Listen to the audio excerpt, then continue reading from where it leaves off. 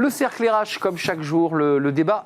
Un grand entretien aujourd'hui pour parler des PME et des TPE, de leur situation, de cette reprise, puisqu'on nous dit qu'il y a cette reprise. Est-ce qu'elles en bénéficient? On parlera de pouvoir d'achat des salariés, de télétravail, évidemment. On va faire évidemment l'état des lieux complet avec Bernard Cohen-Haddad. Bonjour. Bonjour. Merci d'avoir répondu à notre invitation. Vous êtes le président de la CPME Île-de-France. C'est la première fois que vous venez sur le plateau de Bismart et dans l'émission Smart Job. On vous remercie. Vous êtes courtier en assurance dans votre autre vie, évidemment. D'abord, un petit mot sur cet échange que vous avez forcément observé de près entre le patron du MEDEF et le ministre de l'économie. C'était il y a quelques semaines à l'hippodrome de Longchamp pour la REF, le MEDEF. Ils évoquaient tous les deux l'idée qu'il fallait augmenter les salaires. On les augmente ou pas, ces salaires? Qu'est-ce que dit le président de la CPME Île-de-France? Alors, le président de la CPME Paris-de-France, qui est un entrepreneur comme les autres, pense que s'il faut augmenter les salaires et qu'on peut le faire, il faut le faire. Et nous l'avons fait déjà dans nos entreprises qui avaient une belle dynamique. Tout le monde n'a pas été en crise, même si la majorité de nos entreprises ont été aidées, fort heureusement, avec le quoi qu'il en coûte. Mais l'augmentation de salaire n'est pas un tout. Aujourd'hui, on voit bien que nos salariés, comme nos entrepreneurs, ont une priorité qui est la qualité de vie au travail.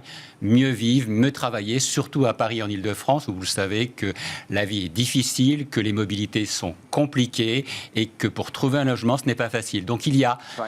Une réalité, c'est-à-dire la capacité d'augmenter les salaires dès que c'est possible, avec aussi la prime Macron, avec aussi des intéressements, avec aussi défiscalisés, avec aussi tout simplement l'épargne salariale. Ce sont des aides tout à fait légales et qu'il faut promouvoir. Et une réalité du terrain, c'est que toutes les entreprises ne sont pas dans la dynamique économique.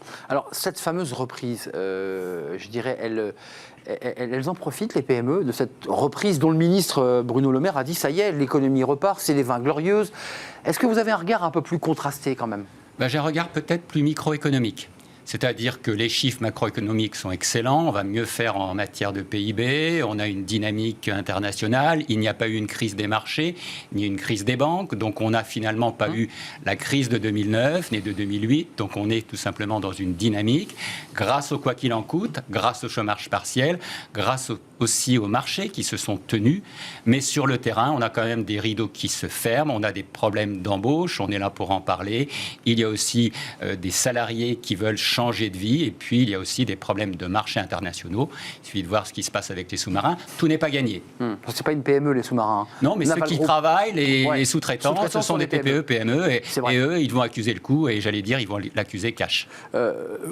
Évoquons, puisqu'on est une émission qui traite d'emploi et de ressources humaines, j'ai le sentiment qu'à travers ce que vous nous dites en introduction de cet échange, les PME sont confrontées au même problème que les grandes entreprises. C'est-à-dire qu'elles ont des salariés qui veulent télétravailler, peut-être encore plus en Île-de-France qu'ailleurs. Ils ont des salariés qui pensent aussi, après le Covid, à leur qualité de vie, peut-être d'une manière plus forte. Est-ce que c'est ça, ces problématiques qui traversent aujourd'hui les PME? C'est exactement comme une grande entreprise avec peut-être un talon d'Achille. C'est qu'une petite entreprise, même si elle a 50 ou 60 salariés, elle a souvent des difficultés de gestion en interne de son personnel. Ah oui. Il n'y a pas des filiales, il n'y a pas une armée de conseils juridiques, il n'y a pas une armée d'avocats ni de DRH. Donc il faut tout faire soi-même, y compris dans le dialogue. Et c'est surtout le dialogue dans l'entreprise, le dialogue avec les salariés, ce qu'on appelle, nous, tout simplement la bonne ambiance qui permet d'évacuer un certain nombre de difficultés. Tiens, d'ailleurs, dans les sujets d'actualité, on va les balayer, mais la question du pass sanitaire, vous êtes à la tête de cette organisation. Alors, il y a près de 800 000 TPE, PME en Île-de-France. J'ai arrondi. Vous avez des cas qui vous remontent d'entreprises qui vous disent « je vais devoir me séparer d'un collaborateur ». On est dans la période où les salariés qui n'ont pas été vaccinés, on leur a dit « bon, tu as 3 semaines pour te mettre en règle, puis après, il faudra partir ». Vous avez des cas qui remontent? Alors, on n'a pas de cas, j'allais dire, critiques. On n'a pas encore de dossier prud'homme. Vous le savez sans doute que je suis aussi juge au Conseil du prud'homme de Paris. Donc, on n'a pas encore vu ce type de situation. Mais en revanche, on a eu beaucoup d'appels à la fois d'entrepreneurs et de salariés sur le pass sanitaire dès le mois d'août, quand il a fallu voir si c'était applicable à tel ou tel secteur, dès la rentrée, puisque certains salariés ne pouvaient pas tout simplement avoir le pass sanitaire, on ne pouvait pas se vacciner pour des raisons de pathologie. Et puis, on a fait beaucoup de dialogues. Donc, pour l'instant, nous, on a dit que le pass sanitaire était un pis-aller et que nous préférions la vaccination et qu'il fallait aussi beaucoup de tolérance dans l'entreprise parce que obliger un salarié à quitter l'entreprise, c'est perdre de la compétence dans l'entreprise. Ne l'oublions pas. La pénurie de salariés, parce que ça, c'est un vrai sujet. On évoque, alors ce chiffre, il est flou, mais 450 000, 500 000, certains disent même 600 000 postes à pourvoir. Dans les PME, aussi. Comment on fait? Comment vous faites? Comment vous mobilisez votre réseau? Comment vous essayez de recruter, il faut le dire, dans des secteurs qui ne sont pas faciles? L'aide à la personne, le BTP, ce sont ces secteurs-là aussi qui souffrent et qui peinent à recruter. Comment on fait là? Quelles sont vos propositions? C'est un des problèmes cruciaux aujourd'hui sur l'emploi. On a plus de demandeurs d'emploi que d'offres à pourvoir. C'est-à-dire, paradoxalement, vous évoquez les chiffres. Les chiffres que j'ai, c'est 750 000 demandeurs d'emploi, 400 000 emplois non pourvus. Avec 400 000. 400 000 emplois non pourvus, avec, comment dirais-je, 5 secteurs en tension. Alors, un secteur qui vous concerne, qui est tout ce qui est les films, le cinéma, l'événementiel, les arts et spectacles, qui ont quand même été extrêmement touchés, plus de 9 mois, voire 10 mois de fermeture. Et qui remarrent difficilement. Il y a aussi tout ce qui est les services à la personne, vous l'avez évoqué justement. Il y a le commerce, parce que le commerce aussi peine dans certains secteurs. L'hôtellerie-restauration. À Paris en particulier. À Paris, qui est moins bien que dans la France. Et puis le dernier secteur, c'est tout ce qui est le numérique, où on a beaucoup de demandes, surtout avec cette explosion de relations au numérique. Il y a beaucoup de sujets à travers ces 5 secteurs. Restons sur le dernier, le numérique, la transformation numérique. Les PME sont engagées, là, elles s'engagent parce qu'elles ont compris qu'elles n'avaient pas le choix, qu'il fallait basculer. Un chiffre simple, on va dire 2 chiffres pour être plus juste, 8% de télétravail dans les TPE en mars 2020. En avril 2020, on était à 90% de télétravail, dont 64% de primo-accédants. Vous voyez le bond qu'on a fait? La pénurie de salariés passe aussi, excusez-moi d'y revenir encore, mais les services à la personne, ce sont des salariés souvent peu qualifiés ou pas qualifiés qui sont recrutés pour ces emplois. Est-ce que pour rendre ces secteurs un peu plus attractifs, vous dites, vous, organisation patronale, syndicale, il va falloir faire un effort sur les salaires? Et en même temps, les entreprises vous disent, mais nous, on a des marges si faibles qu'on ne peut pas augmenter. Écoutez, je crois qu'on est là, on n'est pas là pour faire de la langue de bois. Moi, je suis un entrepreneur de terrain, je le vis avec mes salariés, je le vis avec mes entrepreneurs qui m'appellent, je vis avec des salariés qui sont parfois en détresse, y compris dans le télétravail. Ne l'oublions pas, ça n'a pas été non plus le miracle. Oui, c'est vrai. Donc, il faudra sans doute avoir un débat sur l'augmentation des salaires et surtout la justice par rapport au travail, et avoir un débat aussi sur le travail, le prix du travail et le prix du non-travail, c'est-à-dire le fait d'être au chômage ou de bénéficier d'un certain nombre d'aides. Il faut avoir ce débat. Il faut avoir ce débat globalement et non pas uniquement sur le salaire. Avoir un débat uniquement sur les salaires, c'est faire de la politique politicienne et c'est trop court, compte tenu de l'enjeu. Vous le savez, vous êtes un observateur extrêmement avisé des défis qui nous amènent aujourd'hui pour passer au monde d'après, si on veut vraiment passer au monde d'après. C'est quoi le monde d'après? Le monde d'après, c'est faire en sorte qu'on ne travaille plus comme auparavant parce que les salariés ne veulent plus travailler comme avant, en présentiel, et que nos entrepreneurs ne peuvent plus travailler comme avant, dans les mêmes locaux, avec les mêmes contraintes, tout simplement face à la concurrence internationale et face aussi au prix des baux dans les grandes métropoles. On va y venir parce qu'il y a 2-3 sujets sur la ville de Paris, parce que l'Île-de-France, c'est aussi Paris qui est son centre de gravité, et il y a des vrais sujets, effectivement. Mais vous dites changer de monde, et le pouvoir d'achat n'est qu'un petit morceau finalement de cette révolution qu'il faut engager. Néanmoins, quand on voit l'augmentation du prix de l'énergie, l'électricité de 10%, le gaz, enfin un certain nombre d'augmentations que tout le monde vit, les salariés se plaignent. Ils disent, après tout, on voudrait partager les fruits de cette croissance. Mais nous y sommes favorables. Vous savez, nous sommes des entrepreneurs dans la cité, nous sommes des entrepreneurs sociaux, et le niveau de salaire doit être réajusté en fonction de la crise économique, de la situation économique et surtout de la situation de l'entreprise.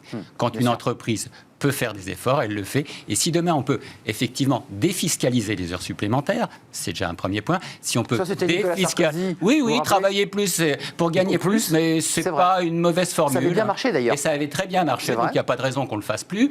Et puis aussi faire en sorte que la valorisation du travail, dans la relation que l'on a au travail, c'est aussi important parce que lorsque l'on effectue un travail pénible, c'est bien d'être bien rémunéré pour soi et vis-à-vis de ses collègues. Oui, métier pénible, métier décalé dans le temps avec des horaires décalés, je pense effectivement aux gardes d'enfants ou l'aide aux personnes âgées dans les EHPAD, qui sont des métiers difficiles et qui peinent à recruter.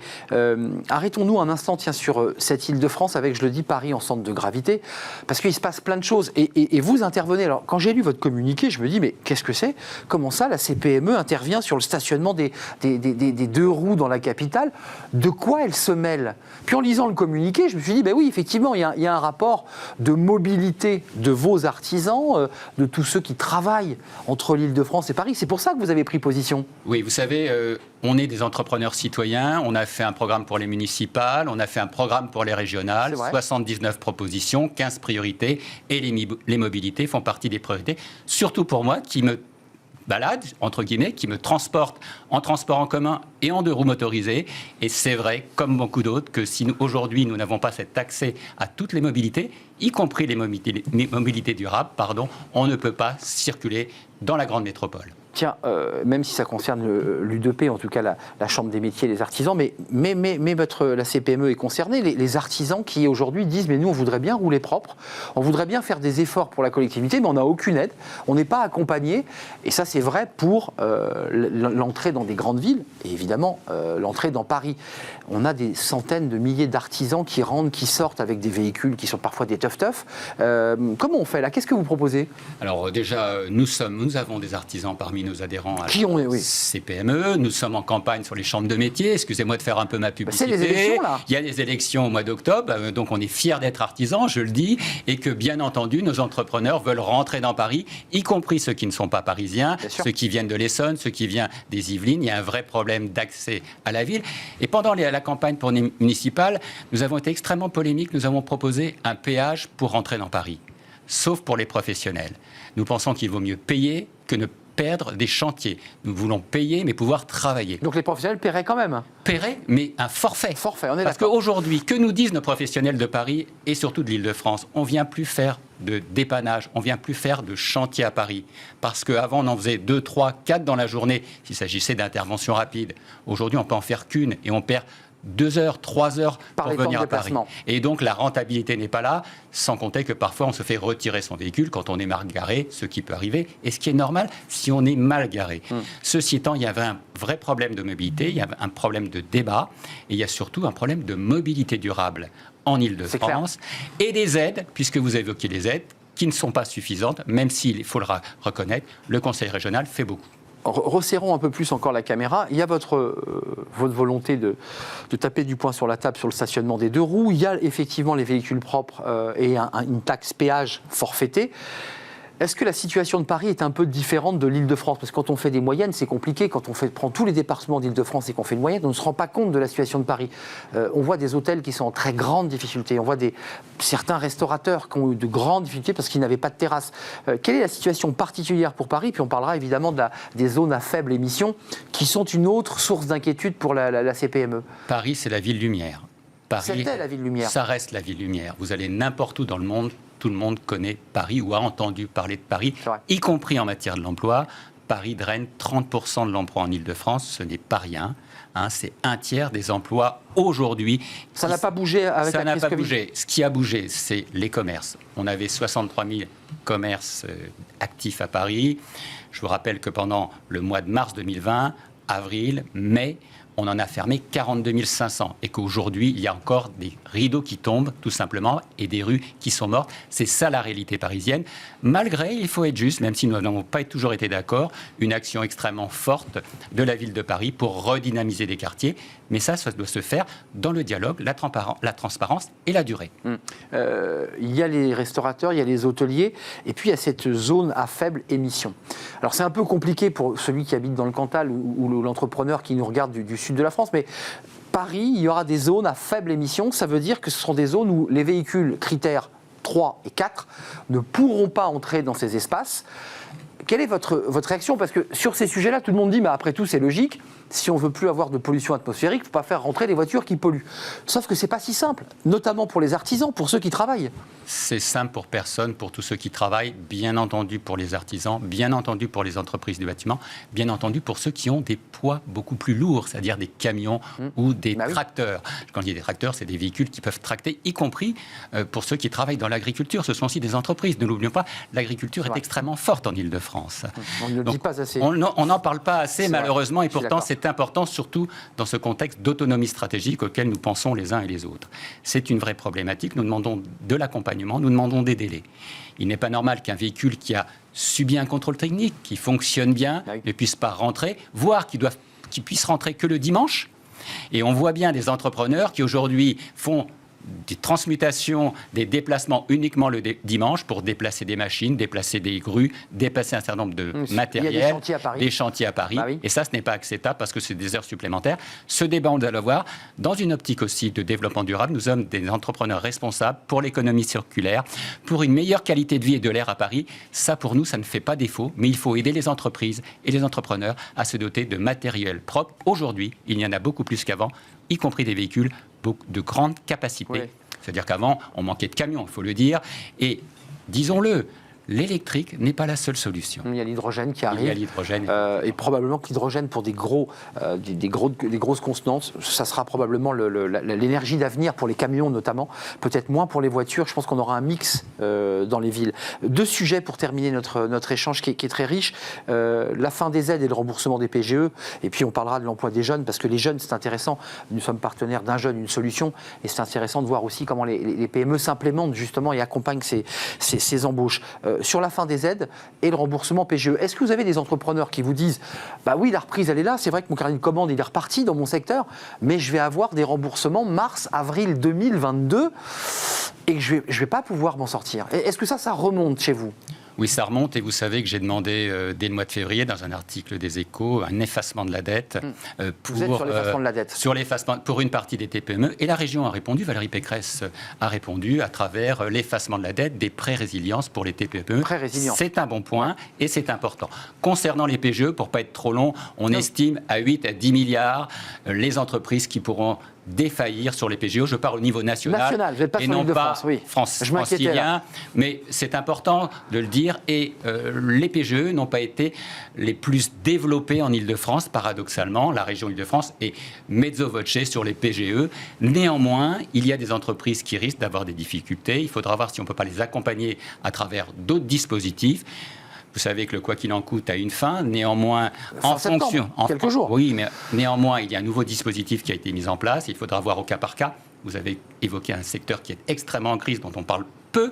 C'est l'hôtellerie-restauration.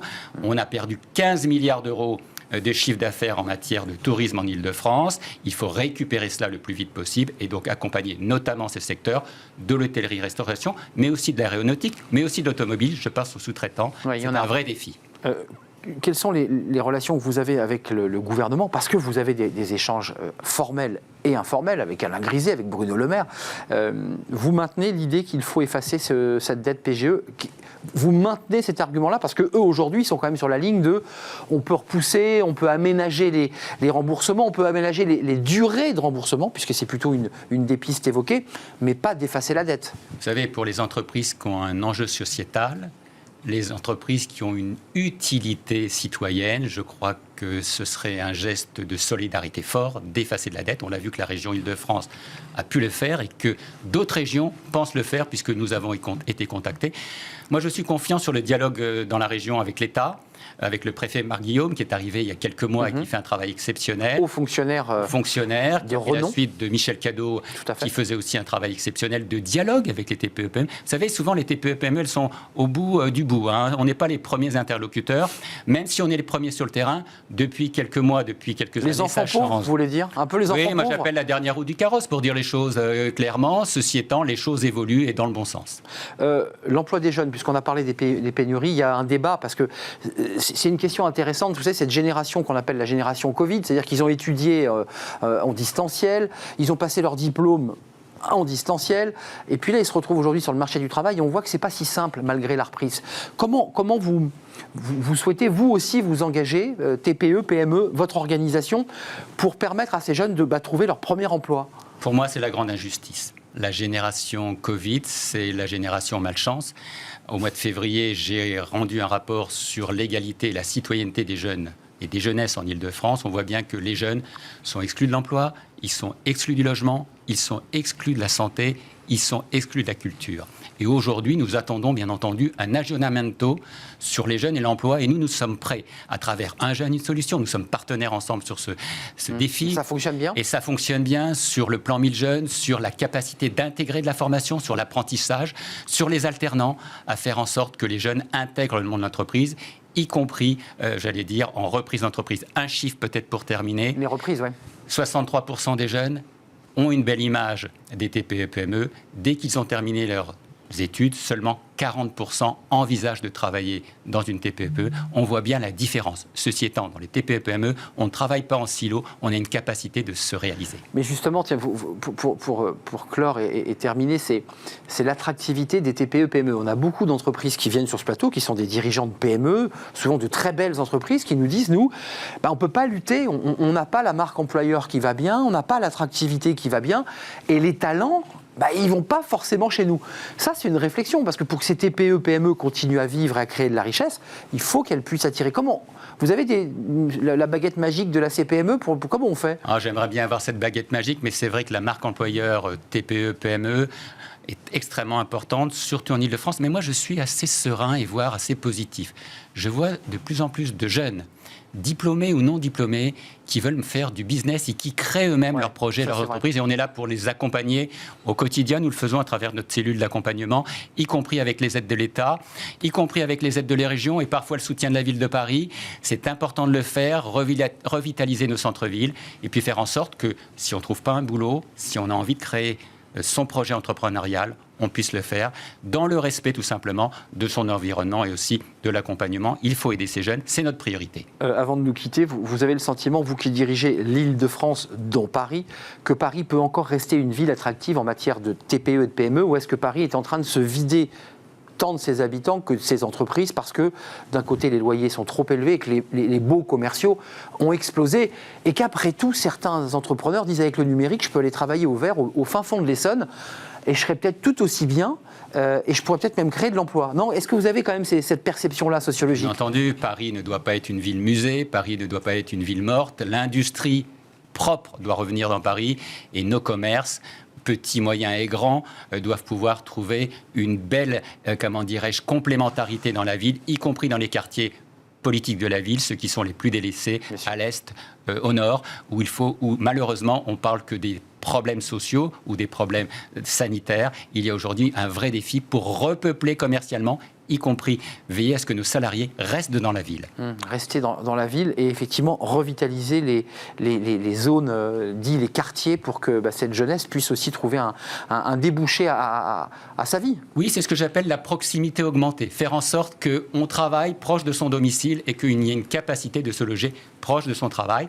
C'est la proximité augmentée avec le numérique, mais aussi le présentiel, le phygital. Vous savez que c'est le nouveau mot à la mode, néanmoins très important dans une ville où il est de plus en plus difficile de se déplacer. C'est vrai. Bernard Cohen-Haddad, merci. Président de la CPME, votre prochain rendez-vous avec Alain Griset, Bruno Le Maire, c'est quoi là, votre calendrier politique et de négociation ? Parce que là, vous avancez, vous négociez. Oui, aujourd'hui, les partenaires sociaux au niveau national sont, en place. Nous, ce qui nous importe aujourd'hui, surtout en Ile-de-France, c'est veiller à ce que l'on ait une vraie réflexion sur le télétravail, qu'il ne soit pas un télétravail par défaut, qu'il soit un télétravail choisi et donc une façon de digérer le télétravail, parce que nos salariés, nos entrepreneurs, comme je vous l'ai dit tout à l'heure, ne veulent plus travailler comme avant.